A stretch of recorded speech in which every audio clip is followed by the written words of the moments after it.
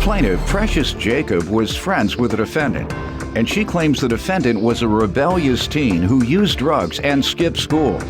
Precious claims after they rented an apartment together, the defendant started dating her drug dealer, and she's suing her today for rent, late fees, and emotional distress. Defendant Avery Whipple says Precious changed after she started dating her boyfriend, and she became controlling and critical.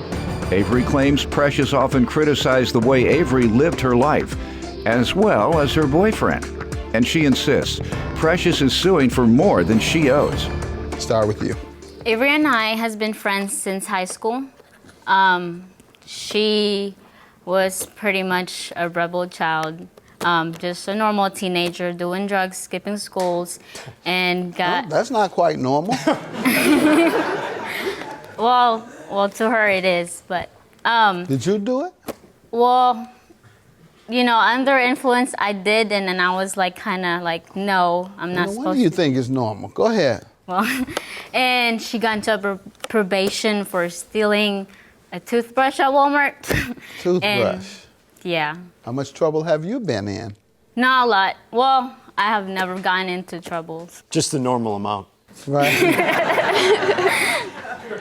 And she was a spoiled girl, you know, she gets whatever she wants, so she thought she could get away with it. And if she doesn't, she steals it. I don't know. Well, she was a spoiled girl. So after high school, we stopped talking, and then we reconnected again, and...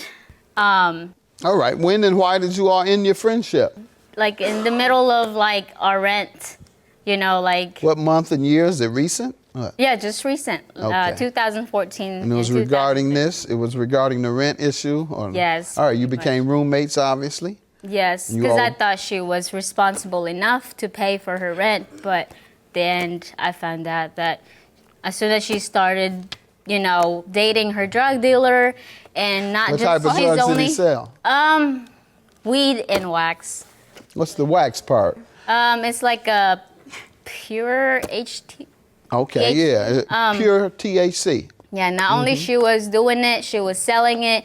Then she went It's like from... hash, you melt down. Yes, and then she went from, you know, selling and doing pot to selling and doing wax and, you know... But she didn't do very well if she owes you $3,000. Let me hear from you, ma'am. Give me some background here. Yeah, me and Precious were really close in high school, and we decided to get a place together. Sorry, I lost my train of thought, but... Uh-oh, that's that weed and hash. No. Go ahead. We decided You all to get decided to get a place together, pay half and half? At the start, we agreed to pay a third each for all the there were three three people on the Got lease. And she lost her job, and I agreed to pay half. Because When was that? In September. And how much was that? $250 a month was half. $250 each, all right. Yes. Other than that, everything she says is true? You started dating your drug dealer, and by the way, that's a pretty smart way to get your drugs. No, That's a pretty smart way to get your weed. No, not at all. I met someone who lost his job. Get your liquor store owner, date him, and you'll be on your way. Yeah, you can have beer, weed, everything. You'll be straight. That would be a good idea. Don't go any further than that. But you deny all that. Uh-oh. Deny what? Oh, the weed and the hash. Yes, I deny that. Why you keep losing your train of thought? I'm just nervous right now. No, you're not. All right, you have anything else to say in terms of background? Well, I believe that once she met Jeremy, things started to change. She became very controlling. She allowed everybody Quiet, ma'am. Everybody to, she wanted her opinion to be heard all the time at every single thing in my life.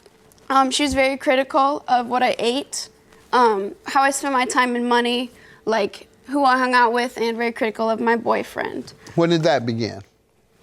Soon after we started talking again, after she started dating And Jeremy. you think that's what kind of led to everything that we're here today for? Yes. Ma'am, what do you say you're here for? You say you want your rent. Tell me about the rent. First of all, before we moved in together, she was dating a guy named Mello, which we all decided that we were gonna pay half for rent, you know. And then her and Mello, you know, split. Since her boyfriend Joe moved in November, we decided to split it in half because, you know. Okay. Now, what months does she owe for? November until the end Tell of me August. what happened. What happened? I tried contacting her, like, if you don't want to continue, like, our lease, you need to sign off because we need someone to sublease the other room. When and how did she leave? When you say you tried contacting her, that means she no longer lived there? It was the end of February. End of February, she moved. She just left without speaking to either Jeremy and I. You asked her about when she was going to pay the rent because you all's lease went to August? I'm sorry? July. You're suing her for the months of February all the way up to August. Yes, that's And that's because the lease goes to August. that's You was over there smoking with them. no.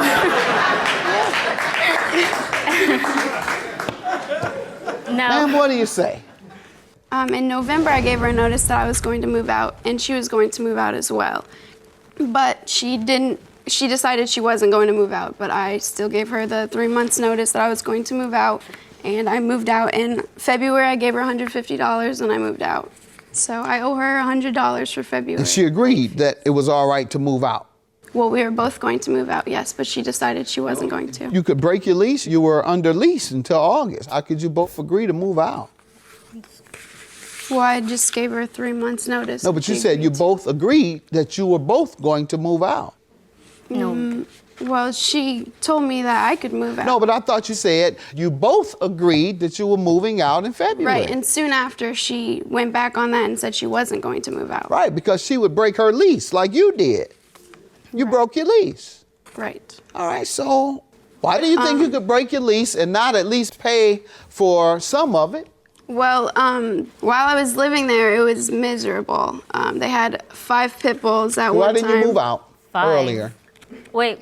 I didn't Quiet, move out ma'am. because we were friends, and Okay, well I then don't wanted to complain stay about it now. You were friends, so it was all right. Right. It got to the point where it was terrible living there with feces coming in every time, dried urine. All right, what else, ma'am? I wasn't allowed to adjust the temperature in the apartment. Okay. Jeremy barged in on me one you night. gave her notice, but why don't you think you should still have to pay for abandoning the lease? Well, I think because she broke the lease and made my life miserable. What did she while do?